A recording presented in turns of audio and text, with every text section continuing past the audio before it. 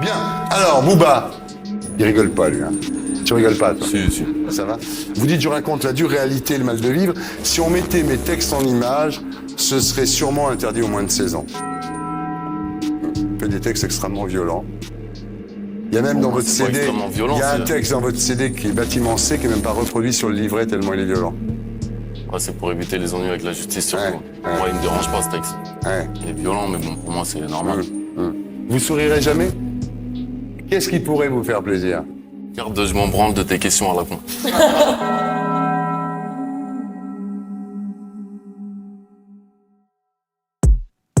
Le 13 avril 2015, Booba dévoile son 7e album nommé DUC. Dans le tracklisting de celui-ci, on y retrouve le morceau Les Meilleurs en feat avec le groupe 40 000 Gang.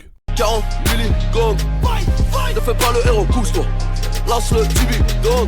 Si dans la partie 1 des punchlines les plus polémiques du rap français, on avait déjà parlé du refrain de Bon Âge qui lui avait causé des poursuites en justice pour apologie du terrorisme en 2014, Booba semble ne pas en tenir compte. En effet, le nouveau feat de Booba et de 40 000 Gang est réalisé seulement 4 mois après les attentats des journalistes de Charlie Hebdo, causant la mort de 12 personnes et donnant suite au mouvement de soutien Je suis Charlie. Sauf que, pour Booba, il est hors de question de soutenir un journal publiant des caricatures blasphématoires. Est-ce une gueule à m'appeler Charlie?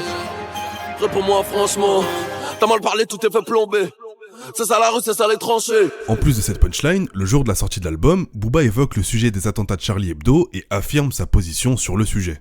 J'étais étonné que ça ne soit pas passé avant déjà. Parce que c'est pas la première fois qu'ils avaient fait des représentations du prophète, etc. Mais moi je comprends aussi bien les Je suis Charlie que les Je ne suis pas Charlie. Je cautionne ni l'un ni l'autre, mais je comprends les deux parties. Ils s'attaquent à l'islam, ils savent très bien qu'il y a un courant extrémiste, ils savent très bien comment les mecs fonctionnent.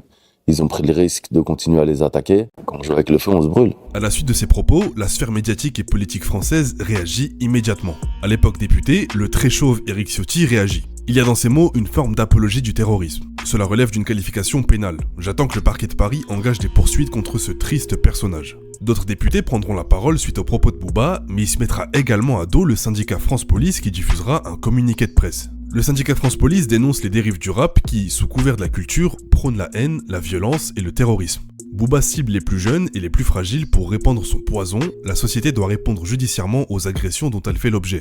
Nous déposons une plainte contre lui pour apologie du terrorisme. À la suite de toutes ces réactions, Booba réagit à sa manière sur Instagram en reprenant les propos du pape. Je cite le pape.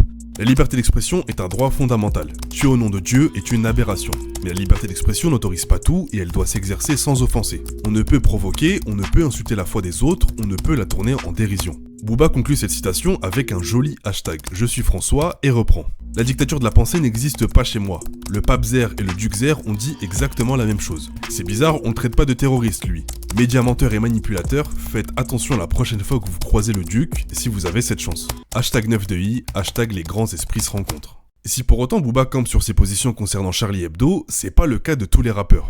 Nekfeu avait lui aussi insulté les journalistes de Charlie Hebdo en 2013. Les miens se lèvent tôt, j'ai vu mes potos taffer, je réclame un autodafé pour ces chiens de Charlie Hebdo. Suite à ce couplet, Nekfeu est menacé de mort par des partisans d'extrême droite puis caricaturé par le journal. La polémique s'éteint, mais refait surface en 2015 après les attentats de Charlie Hebdo. Nekfeu courbera les chines, n'assumant plus ses propos tenus en 2013. J'ai reçu énormément de messages de menaces de mort, etc. Donc je me suis bien rendu compte à l'époque que je réveillais des vieux démons de part et d'autre, et ce qui n'était pas du tout mon envie. Je voulais juste m'élever en tant que non religieux, non politique. Et j'en ai sorti plein des conneries, tu vois, j'ai dit des trucs sur le FN, j'ai dit des trucs... j'ai jamais eu l'habitude d'être relayé en tant que...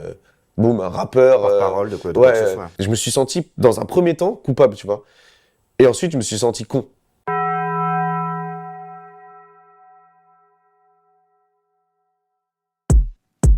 En 2008, Éric Zemmour, le raciste notoire, va tenir des propos insultants envers la culture rap en direct d'une chaîne du service public. Je suis pour la francophonie, je suis pour la culture francophone. Mais pas le rap. Non. Exactement. Je veux qu'on garde à l'esprit que tout ne se vaut pas.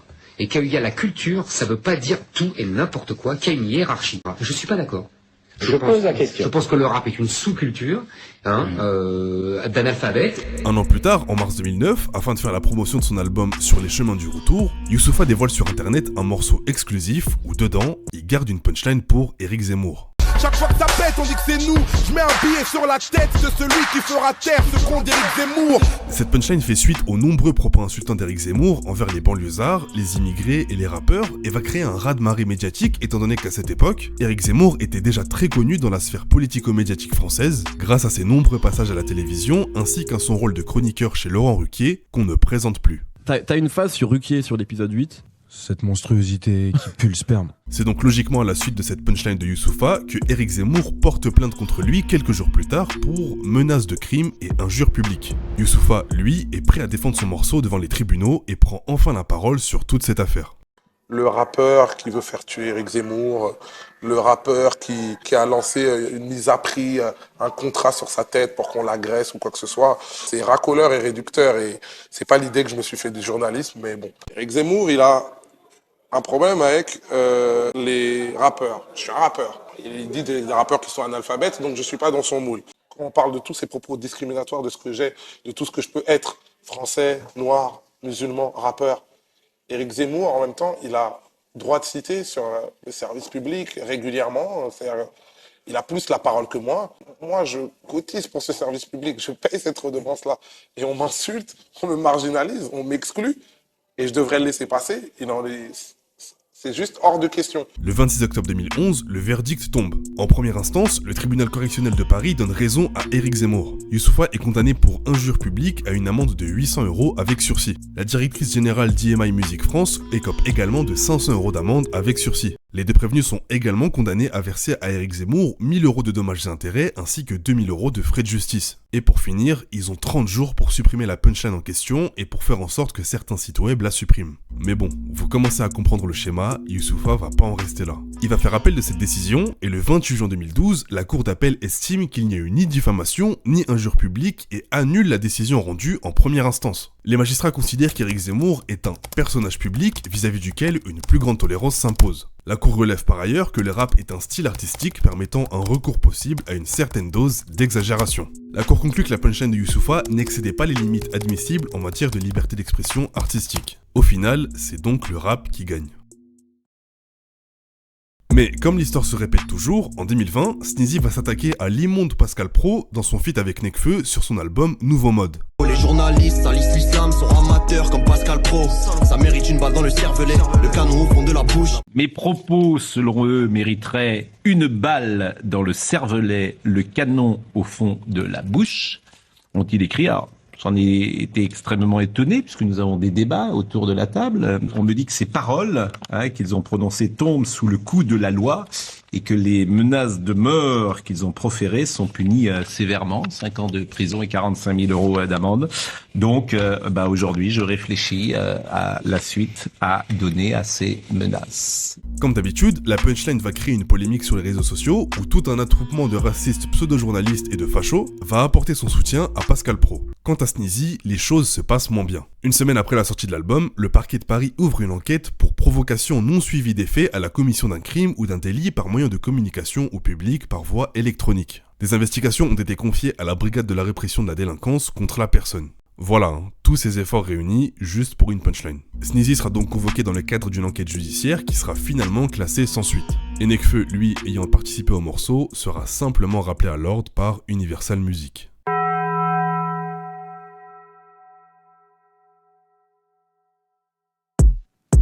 Début octobre 2020, dans le cadre d'un cours sur la liberté d'expression, Samuel Paty, un professeur d'histoire-géographie, montre des caricatures de Charlie Hebdo, dont certaines représentent le prophète, ce qui va susciter de l'indignation chez certains parents. L'un d'eux, père d'une élève qui n'a pas assisté au cours, publie une vidéo dénonçant le professeur relayée sur les réseaux sociaux. Toute cette exposition attire l'attention d'un jeune terroriste qui va passer à l'acte. Le 16 octobre 2020, il se rend au collège de Conflans-Sainte-Honorine, interroge des élèves pour qu'ils lui désignent Samuel Paty, puis le suit dans la rue. Il l'attaque avec un couteau, le poignarde à plusieurs reprises avant de le décapiter. C'est dans ce contexte que seulement un mois plus tard, le 12 novembre 2020, le rappeur Maka, inconnu du grand public, dévoile son clip nommé Samuel Paty. J'ai fauche, j'ai plein les poches, donc elle s'accroche, mais si c'est trop, je lui mets crochet, j'ai pas de gavoir, j'ai que des proches, même si c'est hoche, on fait le projet. Samuel Paty, sans empathie, te suis parti, Paty Sagada, te suis parti, viens par ici, t'es chaud petit, mais moi je suis malin. Ces paroles vont faire le tour des réseaux sociaux, et contrairement à l'affaire Charlie qu'on a précédemment traitée, personne ne se rangera du côté de Maka, son clip est unanimement condamné. Le morceau fera un tel bruit que le lendemain, le 13 novembre, un collégien de 14 ans sera arrêté et placé en garde à vue pour avoir dit à sa professeure d'histoire-géographie « Je vais te découper comme Samuel Paty ». C'est une fois en garde à vue qu'il expliquera qu'il chantait une chanson de rap qui parlait de Samuel Paty. Il parle ici du morceau de Maka. Le collégien sera jugé plus tard pour menace de mort sur une personne chargée d'une mission de service public. Une dizaine de jours plus tard, le 24 novembre, Maka sera arrêté par la police en pleine séance studio. Toi gars t'as fait quoi? Un poster, on pèse ta serre, redoré. Voilà y'a les condés. Voilà y'a les condés. Voilà les gars, je croyais que le Coran de l'année. Maka est placé en garde à vue pour apologie publique du terrorisme et dégradation de biens par un moyen dangereux, mais il conteste les accusations. Il est déféré 2 jours plus tard devant le tribunal correctionnel de Meaux et jugé en comparution immédiate. Il s'explique sur ses paroles devant la juge. Ma phrase « on découpe comme Samuel Paty », ça voulait dire qu'on découpe la musique. Quand mon clip est sorti, j'ai vu les critiques et je l'ai supprimé. Je tiens à m'excuser, j'ai tenu des propos très choquants, je veux être un artiste, il me fallait un petit coup de boost. Ces justifications vont pas suffire. Maka est condamné à 21 mois de prison ferme et immédiatement incarcéré. Il cherchait la polémique, il l'a trouvée.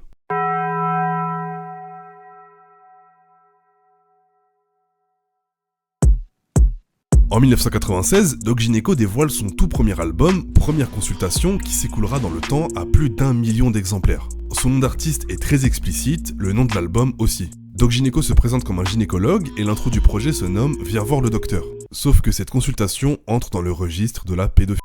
Tu viens d'avoir 15 ans, intéressant. Ne dis rien à tes copines, je ne dirai rien à tes parents. Donc, dans l'introduction de l'album, on assiste à une séance de gynécologie d'une fille de 15 ans, et ça semble déranger personne. Il continue tout au long du morceau à faire des références à des contenus regardés par les adolescentes, il appuie même sur la scolarité de celles-ci. Viens réviser, oui viens réviser. Révise tes mathématiques en mesurant matrique. Évidemment, on n'est pas dans un cadre médical. Doc Gynéco détaille explicitement sa relation sexuelle avec cette fille sans qu'aucune vraie polémique soit créée. La preuve, l'album se vend à 1 million d'exemplaires. Mais c'est pas la seule fois qu'un morceau faisant l'apologie de la pédophilie est un franc succès. En 2018, Damso dans son album Lithopédion dédicace un morceau entièrement consacré à la psychologie des pédophiles et à la compréhension de ces abominations. Il va encore plus loin dans ses descriptions. Entre les guibolles d'une mineure retratirée, ses lèvres d'en bas sont atteintes de logorée. Boulot ordinaire, derrière, ordi, carte mère, pornographie infantile en sauvegarde temporaire. Julien les aime fragiles pour l'innocenté, Julien les aime fragiles pouvoir tout tenter. Il fait le vide, Julien aime les gosses. Maintenant, il va falloir juste nous expliquer comment des personnes arrivent à écouter ce morceau, à écouter attentivement les détails de la sexualité d'un pédophile, puis à avoir cette réaction à la première écoute. Le pire étant que dans le deuxième couplet, Damso en arrive presque à prendre parti pour les pédophiles et à leur chercher des excuses. On peut limite en déduire que c'est de notre faute à nous de ne pas les comprendre. Incompris mais comprend qu'on pourra le comprendre. Insomnie récurrente, pense à ce que les gens pensent. Enfermé par les dogmes et codes sociétals, cloisonné par l'effort d'être ce qu'on n'est pas. Julien crie ce cri et s'écrit pour se faire entendre. En bref, voilà 2 morceaux qui font l'apologie de la pédophilie et qui finissent quand même par devenir des succès commerciaux. Bienvenue en France.